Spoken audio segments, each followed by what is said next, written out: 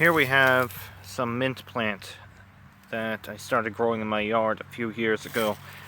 So initially I had some trouble growing these. There's some kind of grasshopper or some kind of pest. I mean, mint doesn't get a lot of pests, but there are some. It was showing on the leaves, and combining that with harvesting was actually killing them. So I bought one and I decided that me and my family should not harvest any for a year, and now it's taking over. All because we didn't over harvest it. So now we have too much mint. But that's okay, it's not going anywhere now. So that's what's good about this. This is a good plant for people that don't know too much about gardening or agriculture or whatever.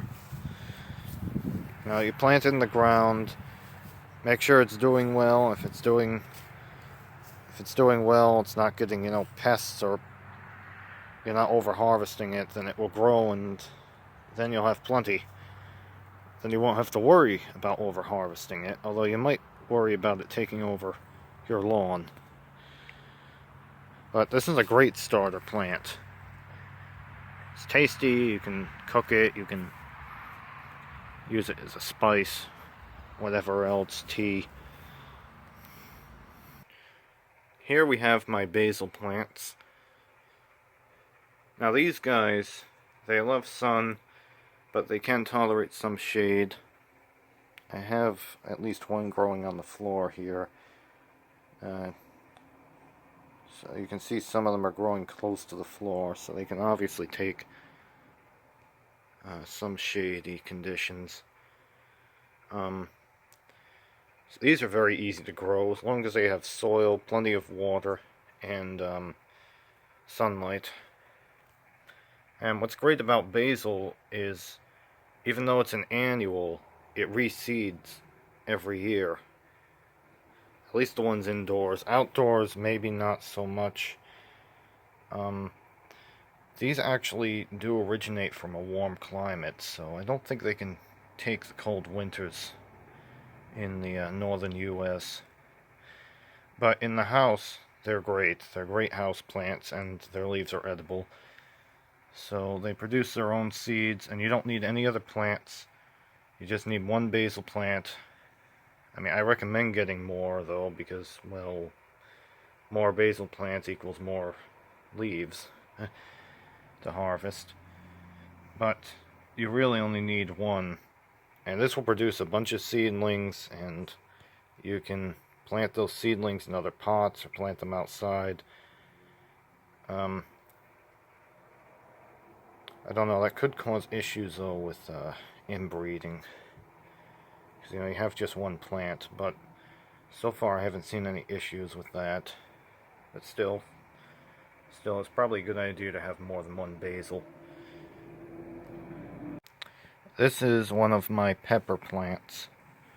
As you can see, it actually has some peppers that are almost ready to be picked. So, like the basil, you can grow the seeds right from the fruit. You can harvest the seeds. Unlike the basil, though, you do need to give them assistance, as far as I know. I mean, maybe if I let the peppers fall onto the soil in the pot, maybe the seeds would sprout on their own, but, I usually use the peppers. I eat them. But these are very easy to grow. Harvest the seeds, plant them in a pot or outside.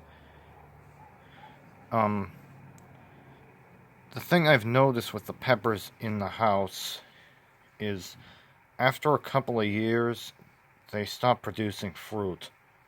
They stop producing peppers.